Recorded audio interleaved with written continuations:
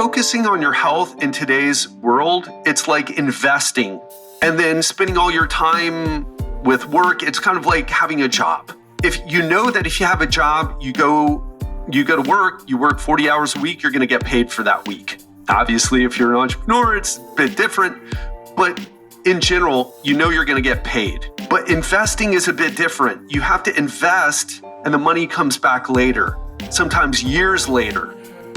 Welcome to the Legendary Life Podcast, where it's all about taking control of your health, losing fat, transforming your body, and living the life you deserve with celebrity fitness trainer and longevity enthusiast, Ted Rice.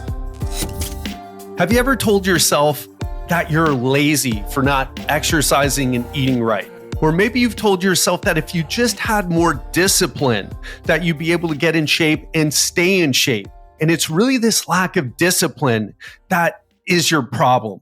If you've said anything like that before, then I want you to listen to today's episode because you're wrong. I'll just straight up say it. You're wrong. There are things that you don't understand about human psychology and maybe even the neuroscience of motivation. And that's what we're going to get into today. What is up, my friend? Welcome to the Legendary Life Podcast. I'm your host, Ted Rice, health expert and coach to founders, CEOs, and other high-performing professionals. And we put this show on for two reasons. Number one, I've been in this business for 24 years. I made a lot of mistakes, went down a lot of roads that I want you to avoid because you can waste a lot of time with health information on the internet. So I want to give you the best information that I've learned from 24 years in the business. The second reason is if you are an entrepreneur, a CEO, an executive, and you're looking to take your health to the next level, you want to feel better, look better, perform better, and you want someone to help you fast track your success with your health, I want you to think about me. So let's get into it. This idea that we're lazy or lack discipline. And here's what I want to tell you. This is not true, especially if you're in a high-performing career, if you are an entrepreneur, if you've built companies and sold companies, if you go to work and crush it 8 hours every day or 40 hours a week or 50, 60 hours a week, there's nothing lazy about you, but you have a fundamental misunderstanding of what the problem is. And what is the problem? Really simple. It's our environment. I want to bring you back for a little bit. If you've ever wondered why the paleo movement is so, there's something about that narrative about how things used to be and how we acted in sync with nature that just feels, you know what, there's something there. And I was part of that movement way back when, before it was called paleo, it was named ancestral health. And what I will tell you is this. We've learned that basically modern life is out of sync with nature. And no, I'm not going to go on a rant beating up modern life. I love the fact that I'm talking to you from Lisbon, Portugal on my computer, and I flew here in 10 hours direct.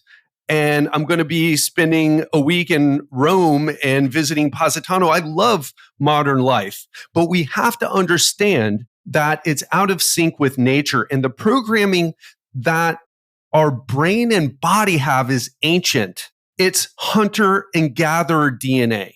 We have DNA, we have the programming to go and hunt and gather, but we don't do that anymore. We don't even farm. Just think about it. Imagine that civilization ends as you know it. Imagine that Whole Foods shuts down. Imagine that you have to go hunt for your food. Imagine that at first you don't hunt. You stay at home wondering what to do, but then the food you have runs out. Let's say all the electricity shuts down, so you can't refrigerate things. And you're cool for a little while, and perhaps if you're a bit of a prepper, you've got things stored away. But let's say eventually it runs out. You'll get to the point where the motivation to get up and do something will come from hunger. As hunger levels increase, you get really motivated. You don't even think about, oh gosh, I'm not motivated to go hunt and gather. It becomes almost obsessive.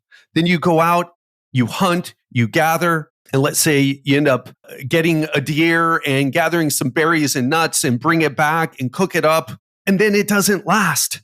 You have to go back and do it again. So hunger used to be the big motivator, not just for food, but also for exercise. We didn't have to worry about exercise because you had to do movement. You had to move your body just to go find food.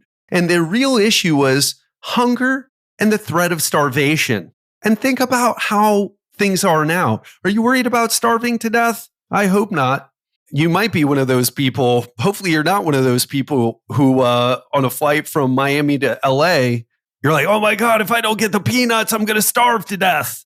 So listen, that's the situation. Think about what the big motivator is right now. How do we survive now? We don't hunt and gather. We don't farm. Most of us don't grow any food at all. You might have some spinach and tomatoes in the backyard. You might grow some herbs, but you're not exactly a farmer, are you? What's the big motivator? Well, it's money. It's the economy. It's going to work or running a business, creating a business. It's the biggest motivator there is. Now, if you have a family, that's a big motivator too. But what do you do with your family? Well, you get your children to go to school and they perform well in school to get ready to work in the economy. And I'm not saying this is a bad thing. I like the fact that I don't have to trade chickens for a pair of shoes. I just have to pay some money for it.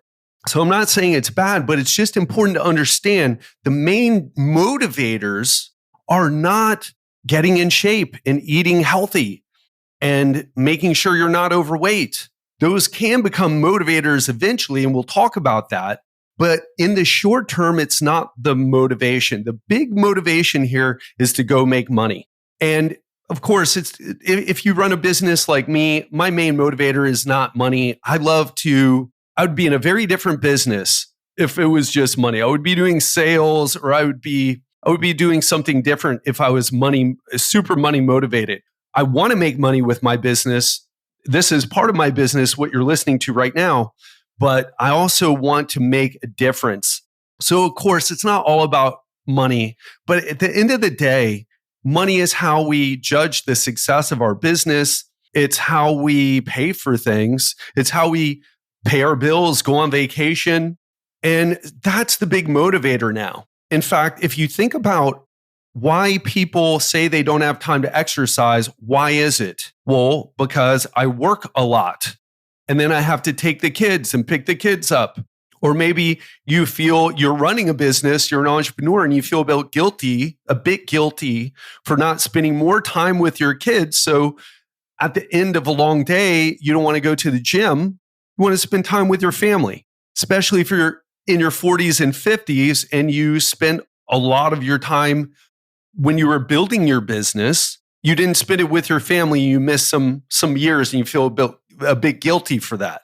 So those are the main motivators now. Do you see how there's not a lot of motivation to get in shape from the way that modern life is set up, especially if your parents didn't teach you this, which most of our parents didn't. Actually, my dad kind of indirectly inspired me to get into health and fitness. Story for another time. But I wasn't planning on getting into this business. I was going to do something else. I was going to be going to neuroscience or medicine, again, so I could be part of the economy. So what happens is this, the trajectory for an average client that we work with is in their 20s, they're in shape because they're single, they don't have kids, they have a lot of energy, the energy of youth, they're in college, maybe an advanced degree, start a business, maybe in their late 20s, early 30s, or maybe they get a professional degree. We work with a lot of doctors and attorneys, accountants, auditors, veterinarians. And then the pressure is, instead of having a great social life, hanging out with your friends and exercising, it becomes excel in your career. And that means a lot of sitting, a lot of working, a lot of stress too. And I don't mean stress in a bad way, but it is stress. It's stress to excel in your career. You got to be on to push things ahead. You got to be on to grow your business. And what do we do afterward? Well, we usually, especially since we start making more money, I don't know about you, but I go out to restaurants. I go on vacations too, but hard to go on a vacation every week. Now, I do something a bit different. I'm not always going to restaurants, but I'm in restaurants a lot. I'm in restaurants several times a week. And it's one of the ways that I reward a hard day's work or hard week's work. It's normal to do that. So that's kind of what goes on. And for a lot of clients in their 40s and 50s, most of our clients, not all, but most of our clients are in their 40s and 50s. Yes, we have clients in their 60s. Shout out to you, Cindy, if you're listening. We've got clients in their 30s. Shout out to you, Kinu, if you're listening. But our clients in their 40s and 50s, they feel like, it's my metabolism that's working against me. It's my age that's working against me. But the reality is it's none of those things. It's not a physiological problem. There's nothing wrong with your metabolism unless you've been diagnosed with hypothyroidism, and then you can get medication to bring that level up. And even if you did have hypothyroidism, it's still not the problem. The problem is our lifestyle. It's hard to get the motivation to get in shape. It's easier to get the motivation to exercise. And one thing I'll tell you right now, if you are struggling with eating right and exercising, the first thing I would tell you to do is get exercising. It's the number one thing that you can start to help you with your health. Don't focus so much on nutrition. Again, this advice isn't for everyone, but generally speaking, focus on exercise first. Now, why am I saying that? Because exercise is super powerful. Besides all the health benefits, the reduced stress, the improved cognitive function, improved cardiovascular fitness, the muscles, the endorphins, the endocannabinoids, all those things that happen. The reality of this is this. You can have kind of a bad day and go to the gym and you'll feel better afterward. You can have a stressful day, go to the gym, you feel less stressed afterward. You can wake up feeling kind of tired, go to the gym, you feel less tired afterward. In other words, it gives you that immediate reward. And what happens is you get hooked on that.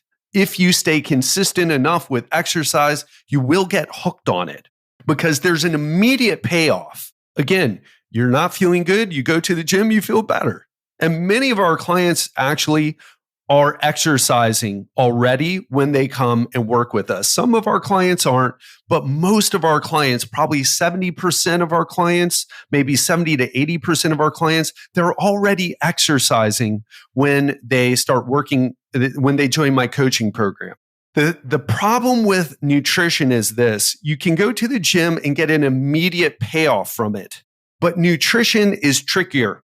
Nutrition, you don't eat a healthy meal and feel a big difference. Now, maybe you feel better about eating the meal psychologically. Maybe you have more balanced energy levels, but you're not going to see that big of a difference from one meal or from one day. It takes longer to get the payoff. In fact, you need to now I have some strategies that I use with my clients when they first join my program to get them quick results. We call it the phase 1. And our clients lose 4 to 6 pounds in the first 10 days in our program. And I'll tell you, why I do that is to give them a quick win with nutrition. But in general, if you're not using something like that, which I don't recommend you do, because the problem is, you can do a juice fast or you can just do water fasting for a couple days. You can lose some weight. But then what most people do is they don't know how to transition. So what people do is they'll do a water fast, they'll do a juice fast, they'll do a strict diet, whatever. And then afterward, they just gain the weight back. I remember an entrepreneur who was talking with me one time. He ended up not joining our coaching program, unfortunately for him, because he told me he did Walter Longo's fasting mimicking diet, which is basically a low-calorie diet for 5 days. And he said, I lost weight and it was great, but then I gained it all back. So anyway, I'm off on a little bit of a tangent like I sometimes do, some frequently do. But the thing that I'm telling you is, I think there are 2 lessons here. Number one, in general, it takes longer to get a payoff from nutrition. We're talking a week of doing the right thing and you're losing maybe 1 to 2 to 3 pounds, depending on how much body fat you have to lose. And the more body fat you have to lose, the bigger the drop in your weight will be. So that's the first thing. It takes longer to get a payoff from nutrition, to get a reward from doing the right things nutritionally. The second is that is the reason that so many people go for extreme diets or quick fixes, is because they want that fast payoff. Otherwise, it's hard to maintain motivation. So are you starting to see the issues here with laziness? It's not laziness. If you're running a business, if you grew a business, if you're an attorney, and you're a busy attorney, a busy doctor, you're not lazy at all. It's just that the motivation, you have a lot of motivation for this one area of your life, and you just don't feel as motivated for the other areas of your life, or for this particular area of your life when it comes to taking care of yourself. And it's easy to get that fast reward to start to get motivation, right? Because humans are not complicated. It feels complicated, but humans are not complicated when it comes to motivation. What I'm telling you here is positive reinforcement. If you go to the gym, you get an immediate payoff. You feel good from going to the gym. Your brain makes that connection. And then you start, like me, I'm like, man, I'm not feeling good today. I need to go to the gym so I feel good. Because if I don't feel good, I'm not going to do great work. And if I don't do great work, then I'm not going to move my business ahead. So that's what we're talking about here. And then the motivation to eat right is a bit different. We're more motivated to reward ourselves with food and eat something delicious, going out to restaurants, than to eat something that is not delicious, chicken breast and broccoli. So this is really a brain issue. Part of it's how we're wired, and part of it's our culture. And that's kind of it. So the issue becomes, you want to see someone motivated when people have health issues. Have I heard some crazy stories? Luckily, not from clients, but let me tell you this. I had a client, her husband had a heart attack while we were working together. And he wasn't that focused on his health until he had that heart attack. I mean, it was kind of active, but he was obviously slipping because he had a heart attack, right? He was obviously not doing something right because he was a bit on the young side for a heart attack. He was in his 60s. But let me tell you, you think he lacked motivation after that? No, he ended up losing a bunch of body fat. He started exercising more. He was determined to take better care of himself. And I know other people, they got a diabetes diagnosis. It motivated them. The issue is we don't want that level of motivation. Let's try to find it somewhere else. And one of the things I try to do with this podcast is try to tell you, try to inform you so you get the motivation. Because the thing with, it's almost like this. Focusing on your health in today's world, it's like investing. And then spending all your time with work, it's kind of like having a job. If you know that if you have a job, you go to work, you work 40 hours a week, you're going to get paid for that week. Obviously, if you're an entrepreneur, it's a bit different. But in general, you know you're going to get paid. But investing is a bit different. You have to invest and the money comes back later, sometimes years later. And that's what focusing on our health is like. And so most people, they're focused on the short term. One thing that I think is also important to point out here is that stress is a big driver of this as well. What does stress do? It puts you in survival mode. And when you're in survival mode, are you concerned with the fact that eating the way you're eating might lead to a heart attack in 10 years or diabetes diagnosis in 10 years? No, you're focused on survival. So overeating, I look at that as survival behavior. You may not even have a survival threat because you're making a lot of money, you're doing well with your career or your business, but it is short-term thinking. It is survival-based thinking. It's that going to work and trying to make money through work instead of investing. It's hard to invest when you're in that survival mode because you feel threatened now. Do you see how this works? This is huge. Now, hopefully I'm doing a good job of explaining it, but this stress component, when someone says that they're lazy or they lack motivation, the first thing I ask them is, well, how stressed are you? Someone asked me this the other day on Twitter. They're like, what do you do when you're not motivated? I'm like, well, first thing I do, if someone tells me that, what you're telling me, what's your stress level? And you know what they said? I asked, what's your stress level on a scale 1 to 10? They said, yeah, well, it's an 11, ha, ha, ha. But that's not really the issue. They totally didn't get it. It's like, you just told me your stress level is at an 11. Do you think you care about the fact that you're going to have a stroke in 10 years? Your focus, if your stress level is an 11, you're focused on surviving every day. Even if you're not really under threat, you are, in other words, you're not running from a saber-toothed tiger. You're not worried about war breaking out in your neighborhood and, a neighboring faction taking over your house and threatening your life or your family's life. You're not worried about that stuff. You're worried about, is the banking issues with this Silicon Valley Bank, is that going to affect the economy and affect me personally? That's the threat. Or maybe you have some other people that you work with, a business partner or partners in investing. They're operating in survival mode, and that's kind of stressing you out and causing you to be in survival mode. Too much stress equals survival mode. So those are the issues now. We're not running from saber-toothed tigers. We're worried about violence. We're worried about our mortgages, our businesses, our kids, how they're doing is another source of stress.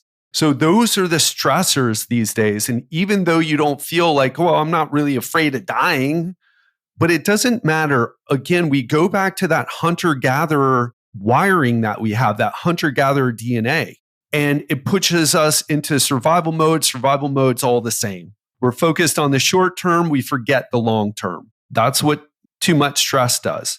And in the past, it was super effective because stress is very motivating as well. But it's just we have a response to stress.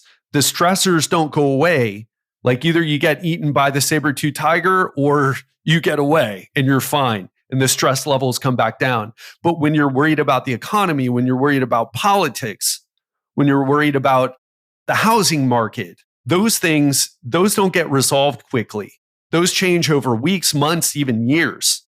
So it's not that you're lazy when it comes to health and fitness. You're probably in survival mode. That's the motivation to go to work and work as much as possible while getting out of shape in the process, survival mode. Trying to take care of your kids and making sure that they're doing what they need to do and you're being worried about that, survival mode. Now, I don't want to just talk about the negatives here and the stress here but I don't have time to go into a long conversation about what to do when we're stressed, even though I've talked about it a lot on the podcast. But just understand this. We have a lot of control over stress. And there's two ways to deal with stress. One is to deal with the underlying stressor. For example, if you're in a bad relationship, you can meditate, exercise, take your supplements, do neurofeedback, whatever you want to do, but you're still in that toxic relationship. You got to get out of it because none of the other things are going to solve it. Or to use an actual example, I had a client, an entrepreneur, she was running a business and she told me she meditated every morning. I said, that's great, but why do you feel the need to meditate every morning? She said, well, my business is such a mess right now. I'm having problems with my staff. And I said, well, it's fine to meditate in the morning. Just understand meditation isn't the way to solve the problem.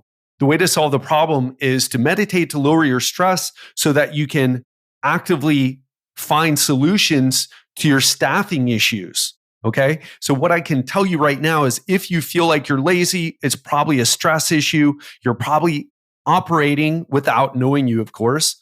You're probably operating out of survival mode. And the way to bring yourself out of survival mode is to lower your stress by either solving the underlying stressor, or if it's a more ongoing thing, let's say you're worried about, the banking crisis, the economy, et cetera, you can't really solve that underlying problem. But what you can do is you can manage your stress levels so you can think more creatively about what you should do or your business should do to navigate the challenges. Because I'll tell you this, people will always come out on top in times of crisis. I love what Warren Buffett says. He says, never bet against the American economy long term. And I really have, I don't know as much as he does. Obviously, it's not my wheelhouse or haven't been around as long as him, but I love that faith, right? So how do we manage our stress levels until the times get easier again?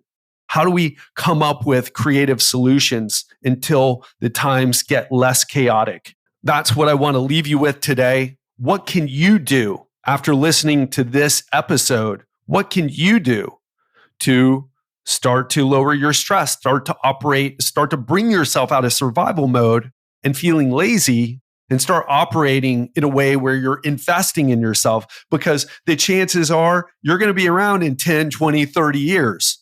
Even if you have poor health, we have drugs to keep you alive. But is that really what you want? You want to be in your 70s and be out on the slopes skiing and traveling the world, playing with your grandchildren? Or do you want to be in a wheelchair using a cane to get around, having to take like 20 different pills, trade out all the supplements you're taking for medications just to keep your organs functioning so you don't have a stroke, heart attack, or something else? Of course, that's what you want. You want to be in good shape. You want to be doing the things that you want to do in 10, 20, 30 years when you're in your 70s and 60s.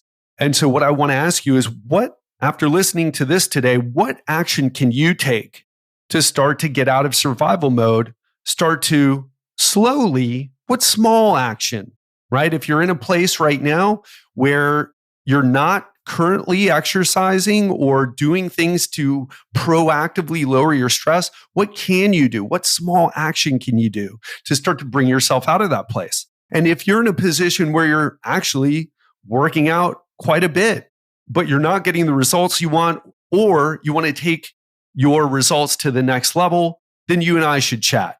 And the way to do that is to go to legendarylifeprogram.com/apply and hop on a 15-minute call with me. That is it for today. I hope you enjoyed today, and I hope you have a little bit more of an understanding about why saying you're lazy is a bit lazy is probably the only lazy thing about you. We've got to think about this deeper. We've got to understand our psychology and even the neuroscience of motivation a bit better. And that way, we can make better decisions. We can isolate the problem, see what it is that we really need to do, and get better results in our life. Simple as that, folks. Hope that helps. Speak to you on Monday. And on Monday, we'll be discussing how staying physically fit can make you a more confident leader. We all know that competence is key for leadership, but so is confidence. It's what sets great leaders apart from the rest.